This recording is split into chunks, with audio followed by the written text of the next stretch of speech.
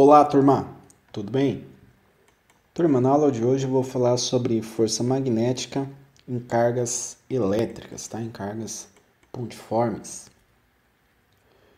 E para essa aula eu defini alguns objetivos, sendo o primeiro o conceito sobre força magnética em cargas elétricas pontiformes. Na sequência, a formulinha matemática para o cálculo da força magnética em cargas elétricas pontiformes. Na sequência, direção da força magnética para o lançamento de cargas pontiformes e, por fim, uma exemplificação de cálculo para a força magnética em sistemas com carga pontiforme, tá? Uma exemplificação numérica aí para facilitar. Legal, então o conceito de força magnética. Quando uma carga elétrica está em movimento, cria-se ao seu redor um campo magnético. Se esse campo magnético é uniforme, surge uma força magnética, que é o Fm, tá? Esse Fm tem uma setinha em cima, então indica que é um vetor. E o Fm ele vai depender do valor da carga, né? O Qzinho, que a gente já estudou, dado em Coulomb, a velocidade, dada em metros por segundo, e do campo magnético, que é dado em Tesla. Além de um ângulo que é formado entre o campo magnético e a velocidade. Então, nós temos aqui um diagraminha que representa bem isso. Uma carga que ela vem trafegando, né, e chega aqui num campo magnético uniforme, tá?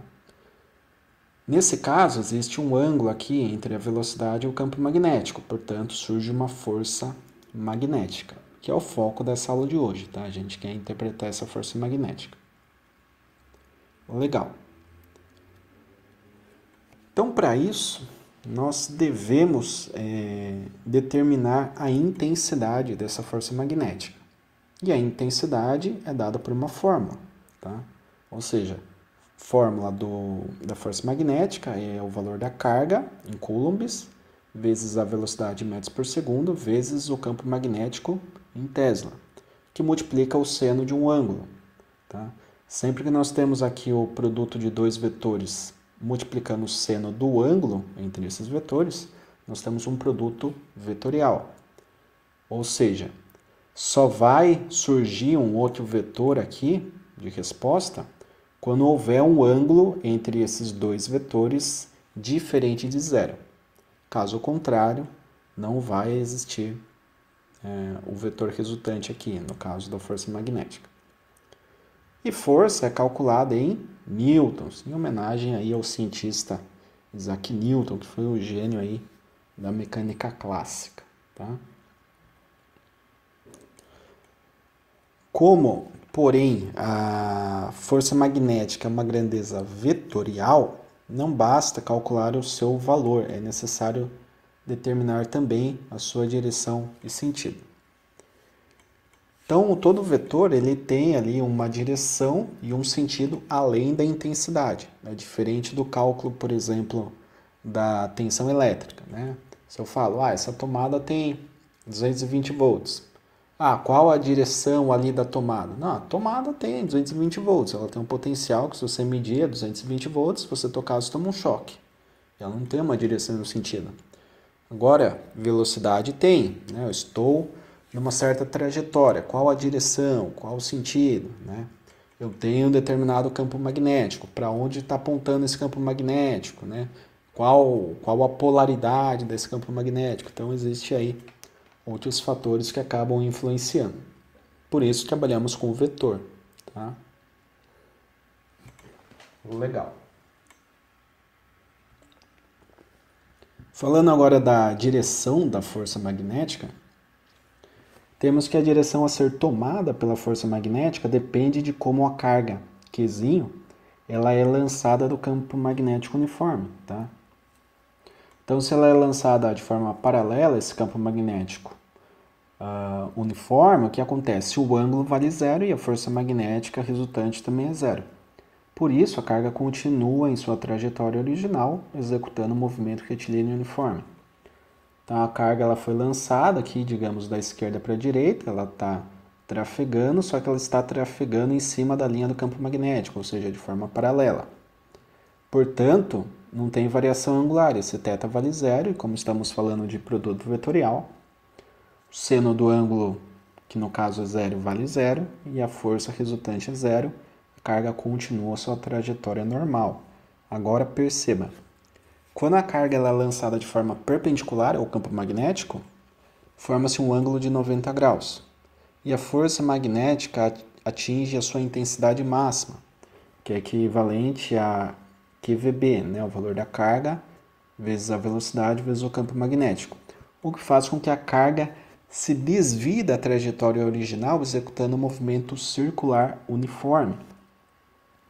Então, olha que interessante, né? A carga ela vinha aqui trafegando, né? Ela chega aqui num campo magnético uniforme. O que acontece? Existe aqui uma velocidade que tenta manter a carga trafegando nesse sentido, mas temos um campo magnético, então surge uma força, né, que aponta para baixo. Essa carga que está tentando continuar, ela entra no movimento circular, porque existe um campo magnético uniforme, tá certo?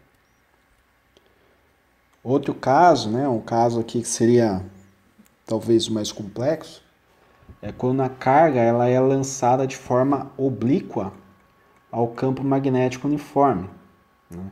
Ou seja, com ângulo θ, né, entre a velocidade e o campo magnético, maior que zero e menor que 90 graus. Tá? Então, com essa variação, com esse range aí de angular. Legal. A força magnética ela provoca uma trajetória que é a soma do movimento retilíneo uniforme com o circular uniforme, tá? Que nós chamamos de helicoidal cilíndrica. Tá? Enquanto a velocidade ela pode ser decomposta em projeções horizontal e vertical, nesse caso aí, a influência de dois tipos de movimento. Então, olha que interessante, né?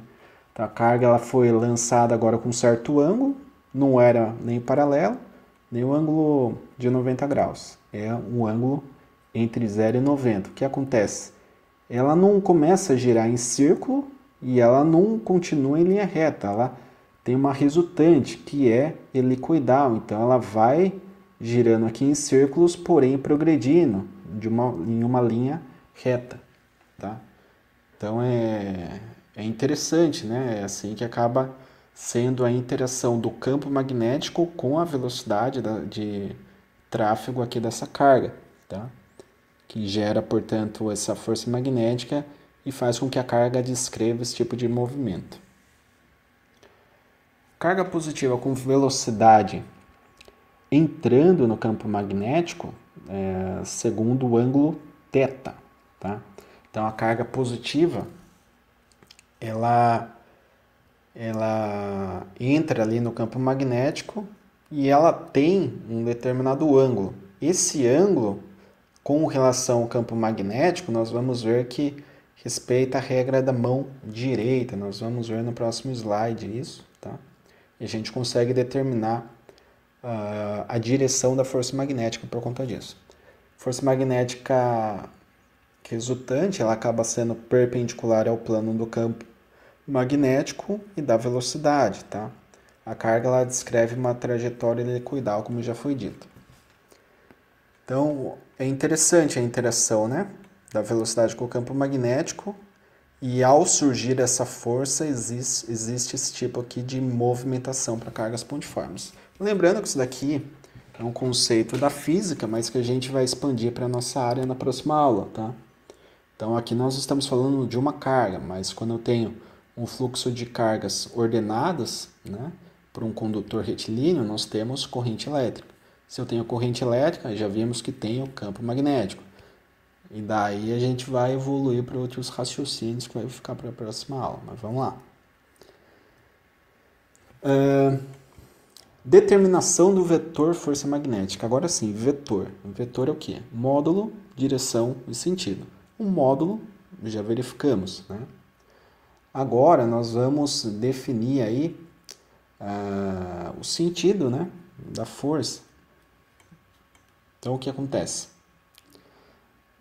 Para determinar o sentido da força magnética, basta utilizar a regra do tapa. É conhecida como regra do tapa, efetivamente. Ou regra da mão direita, né? É o tapa com a mão direita, eu diria. Como é ilustrado aqui na figura ao lado. Então, o que acontece? Tem uma carga. Se ela for positiva, eu adoto o polegar como velocidade, os 4 dedos como campo magnético, e eu dou um tapa para cima, tá?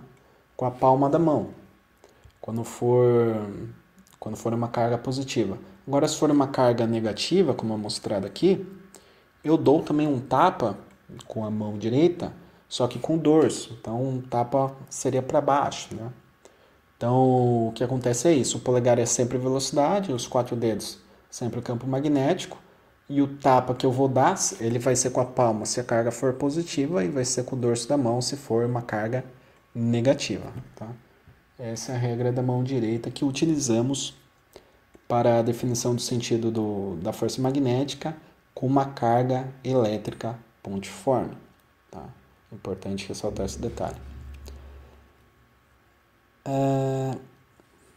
Aqui eu trago um exemplo agora, turma, para deixar bem claro, espero que fique bem claro, cristalino aí esse conceito de força magnética, porque vai ser um conceito muito explorado no curso eletrotécnica, tá? Um curso bem focado aí em máquinas, sistemas de energia, então campo magnético, força magnética é uma constante no curso.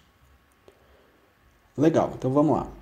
Suponha que uma carga elétrica de 4 microcoulomb, tá? Então uma carga positiva, não tem um sinal nenhum aqui na frente, uma carga positiva. Supondo que ela seja lançada em um campo magnético uniforme de 8 Tesla. Então tem uma carga de 4 microcoulomb e ela é lançada num campo magnético de 8 Tesla. Ok. Sabendo aí que o ângulo entre o campo magnético e a velocidade vale 60 graus, né?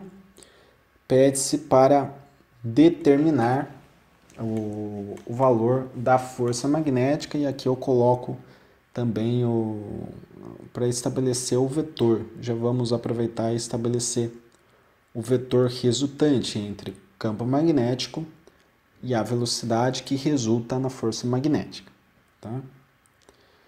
Então, foi dado aqui que a velocidade é 5 vezes 10 elevado ao cubo, né, metros por segundo. Então, já tem o valor da carga, já tem campo magnético, tem a diferença angular entre a velocidade e o campo magnético, que é 60 graus, tem a velocidade. Basta apenas substituir nessa formulinha, né, que é o produto vetorial da velocidade com o campo magnético, que multiplica o valor da carga. Então, apenas substituindo os valores, o micro, que é esse Uzinho aqui, vale 10 a menos 6. Eu posso trabalhar aqui com base 10, né? Mantém a base. Na multiplicação, eu somo os expoentes. 4 vezes 5 dá 20. Seno de 60 graus, 0,866. Posso trazer aqui a parte numérica para a esquerda, eu deixo o expoente para a direita, né? Então, fica aqui 20 vezes 8 vezes o 0,866 vezes 10 elevado a menos 3. E chegamos, então, no módulo de 0,138 newtons. Essa é a força magnética. Agora, eu posso desenvolver o diagrama de vetores, né? Então, para isso, eu vou colocar aqui o vetor da velocidade, 5 vezes 10 a terceira metros por segundo. O vetor do campo magnético, que é 8 Tesla. E o ângulo entre velocidade e campo magnético, que é 60 graus. Foi dado aqui no enunciado. Legal. Aplicando a regra da mão direita, o que eu tenho? Polegar, velocidade. Façam aí. Os 4 dedinhos aqui é o campo magnético, tá? A carga é positiva. Então, o tapa é com a palma da mão. O tapa será dado para baixo, ok? Será dado para baixo com ângulo de 90 graus, perpendicular ao campo magnético e à velocidade. Portanto, teremos essa força perpendicular aos outros dois vetores que tem uma intensidade de 0,138 newtons. Ok, turma? Então, para a aula de hoje é isso. Agradeço mais uma vez a atenção de todos. Fico sempre disponível no chat, no Teams, para maiores dúvidas. Entre lá no chat, deixem suas dúvidas, tira print da tela, manda foto, manda o diagrama de vetores, manda a resolução do caderno. O que vocês precisarem, podem encaminhar para mim, que eu respondo a cada um, ou no chat ou na reunião de dúvidas. Certo? Grato a todos, bons estudos e até a próxima.